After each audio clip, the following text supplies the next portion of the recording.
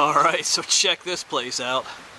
This is the Codorus iron furnace here in York County. This is the last stop of a little road trip I'm doing on this beautiful Saturday here. This is like June, I don't know what today is, June 7th, 8th, something like that. So I stopped at a number of different places. I started over in Lancaster County and came across the river over here in York County. So this place is pretty cool. This place has been on my radar for a while, just because of the cool history of it. And also it's supposed to be haunted here too. So that's kind of interesting. Also, some other people I know have been here. Another YouTuber that you've probably seen on some of my videos at the meetups, Jacob Smith. I'm pretty sure they were here, if I remember correctly. Him and his girlfriend Becky were here exploring this place. So this place has got some history to it as well. This was built in 1765, so that's pretty old. I mean, I think it's been worked on, you know, what do you call it, rebuilt, not completely rebuilt, but, you know, refurbished and stuff over the years. Cool looking structure though. So we're gonna walk around and check this place out. Of course, I got some history to tell you about the place, and we'll talk about why it's haunted too.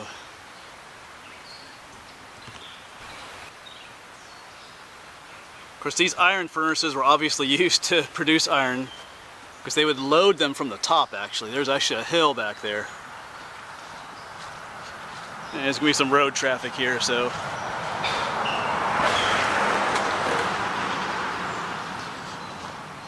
Yeah, so there's a hill back there, and they would load, they had like a little bridge that would go to the top. And then they would load charcoal, limestone, and iron ore in there. And then they would, you know, start a fire or heat it up from down below, and all that would burn and melt, and you would get what they call pig iron would come out, would flow out the bottom here. They would actually have little things out here that would, the molten iron would flow out, called pig iron. Of course, none of that remains. I think I saw one site where they had those yet. I don't know if we can get in there or not, maybe, huh? To try that out. Of course, there are multiple iron furnaces here in Pennsylvania. But this one was in operation during the Revolutionary War. This one helped to produce cannons and cannonballs for the Continental Army. So it's kind of interesting, you know. Right here's a significant piece of history. You know, they're producing like the cannons and cannonballs, you know, for the Continental Army during the Revolutionary War right here at this spot. So this spot was crucial to, you know, us winning the war, I guess you could say. It's kind of interesting. You're standing right here, kind of sinks in a little bit. So that's interesting.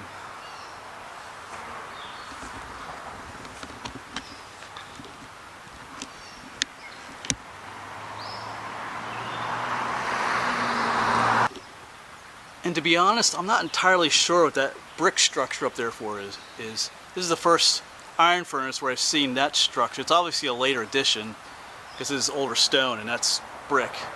There's all kinds of pipes and stuff sticking out of it, so obviously some kind of a later addition. If you know more about that, you can go ahead and tell me. And I'll try to get a different view of it from further back. Yeah, you can get a better view of what it looks like up top there.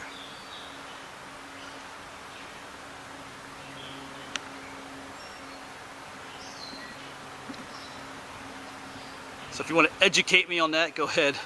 Some of you are good at doing that.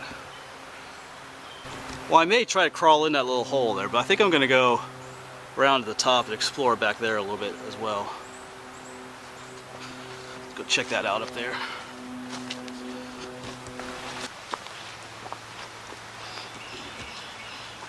Yeah, there's a time that used to be open. Go in there, but they were sealed off. And you can see the old iron bands. See, this iron band at one time was up here. You can see some of the other ones up there. They were here to help hold this thing in place, keep it shaped together. They just obviously fell down. Looks like I got a visitor down there. Or not.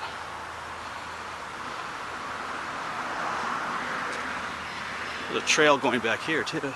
Oh yeah, here's the, back here is part of the, see this is the platform back here, like I said, that led to the top of the furnace. This is what they would load. There would like probably been a wooden platform that went across to load the furnace at one point.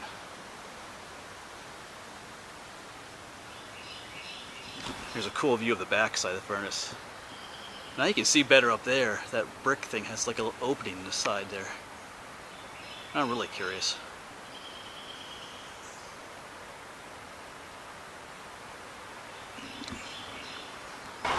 Alright, so what I think I'm going to do is get to the top of this to get a better view of that thing up there. I think that's what we'll do.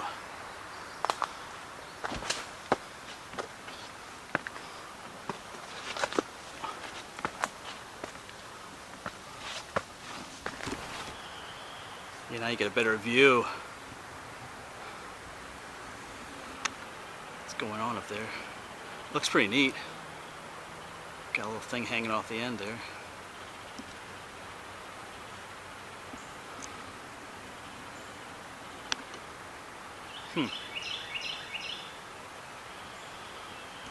All right.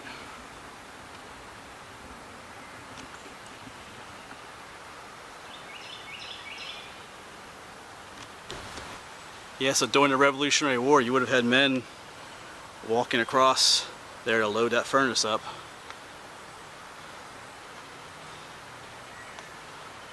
Would have looked quite different back then. None of these woods would have been here probably because they used all the wood to make charcoal and stuff for the furnace. So, probably would have looked a lot different. Just imagine, 1770s, there are a bunch of dudes here. I think about 200 men worked here, I think I read, so pretty cool. Cool to have it still standing here like this.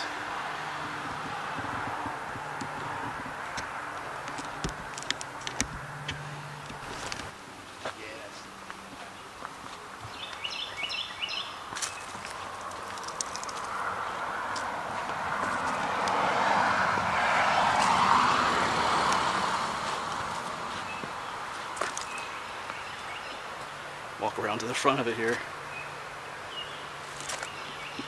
Bit of a drop off.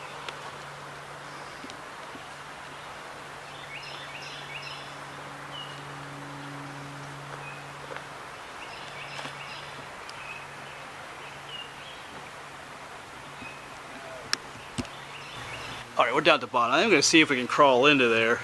And I also got to tell you about the haunted history of this place too. There's a little bit of a haunted tale about this place. But let's see if we can go in there first. I'm not sure how this will work out.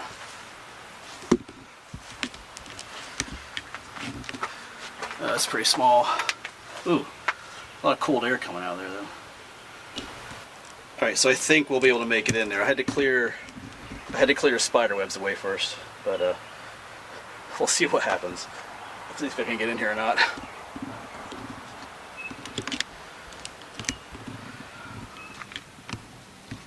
Oh, sit you down in there. Ooh.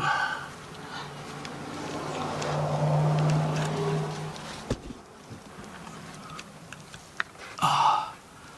Boy, I'm not sure what that is. Oh. A tight squeeze. Let me turn this off for a moment, actually. All right, well, I made it in. You can hear my voice echoing in here. It's a lot smaller in here than I pictured or imagined. There's the top. Oh, shoot. So, there's down there is where we crawled in at.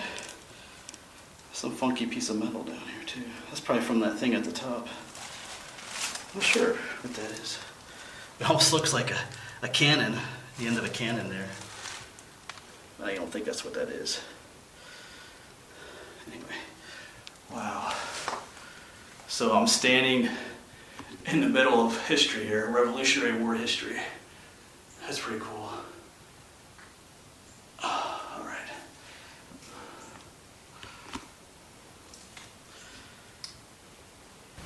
So I guess you could say I'm standing in the midst of the fires of the Revolutionary War, because there literally would have been like a fire here melting that iron ore to make cannons and stuff.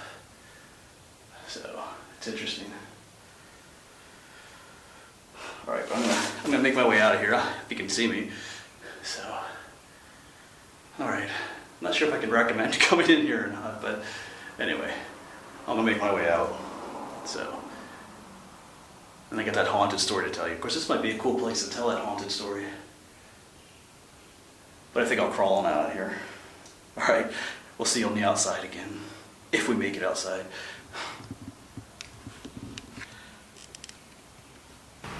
Yeah, so right there is where we crawled out of. There was another opening over here, which we couldn't see from when we were inside there. Oops, I don't know if I can see how much you can see in there, but this is obviously blocked off at a later time. This part right here. Yeah, some of these other entrances were used to feed air, you know, into the heat, or to heat it up. Look, I just saw this cool little thing up there too. Not sure what that is. And there's a little spring of water down here too. Check this out. Coming out from down there.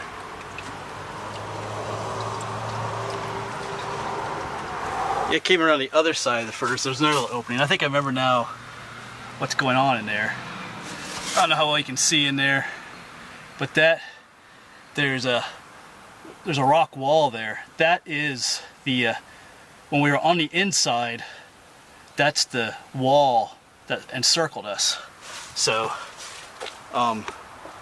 yeah, so I've been in other furnaces where, now I remember thinking about this, other old furnaces like this where these little side entrances, like, oh, how can I explain this? Like that main chamber you're in is lined with rock and then brick, but there's a space between that chamber and the actual structure that you could crawl around into. That's what these areas lead to. They lead to when we were in the inside, that round chamber, on the other side of that lining is these chambers that you can actually walk around if they were open. I've been in a furnace where you could do that, but only because it was in much more decayed shape than this one is. So, and I think that's for airflow and stuff like that. And the bugs are getting bad out here today. So anyway, I'm going to tell you the haunted story and I'm going to get out of here. So I need to find a place to get a cool drink at, I think. So we'll see. All right, let's talk about the haunted history here. So, well, a number of people mentioned seeing a woman, a lady in white, roaming this place. You know, there's a lot of places where they have a lady in white legend going on, but this is no different. So apparently, depending when you come out here, there's a woman in a white dress walking around, and no one quite knows who she is or why she's out here. And this white lady that people see, you know, there's nothing fearful about her. She doesn't cause a sense of fear. She just seems to be walking around, sometimes like she's looking for something. People have surmised that she might be the Iron Master's wife, or the Forge Master, whatever it's called, someone's wife that lived in the area, but no one really knows. And I'm not seeing her here today, so I guess it's one of those deals. Probably we have to come here at night and see her. So, all right. At least I'd rather not see her, if I put it that way. There was nobody inside the furnace either. That would have been creepy if I had crawled in there and there was, you know, some ghostly apparition in the furnace with me. I don't know. Yeah, I could pass on that. So, all right. So this place, if you're into haunted history, this is a known haunted place. If you're curious about that. All right. Before we leave, I just wanted to show you this picture of what went on here. So here's the top of the furnace. Here's that little wooden bridge I mentioned. Back there would have been that stone wall, and this is how they loaded stuff in. Of course, they always had a water wheel that would turn, and that would move the bellows. The bellows would go up and down, you know, forcing oxygen into here. And out here is where, remember I mentioned how the little the pig iron would flow out into these little things. And I think these, it's called pig irons because these look like that's the mother pig, and those are her little baby pigs. Look like they're suckling off of her. I guess that's the idea behind pig iron. So, but it would flow out, and then he would like make sure it flowed these little piglet things. And that's how they made these things, or operated them. Alright, so that will be it. Hope you enjoyed this awesome little spot. Cool place to visit, even just for a few minutes to stop in. It's right on a furnace road along the Codorus Creek. Not too far from the Susquehanna River, actually. So, kind of north of Wrightsville in York County, Pennsylvania here. So, anyway, this ends my little road trip for this for today. So I'm gonna head back home. I'm gonna, like I said, find a place to get something to drink. I do have water, but I'm kind of thirsty for something else. All right, so it's been a beautiful day. I'd like to thank you for watching these videos, supported me, especially those of you who support me on Patreon. It does allow me to, go on these little road trips like this and stuff like that. So anyway, thanks for watching, and I'll see you around.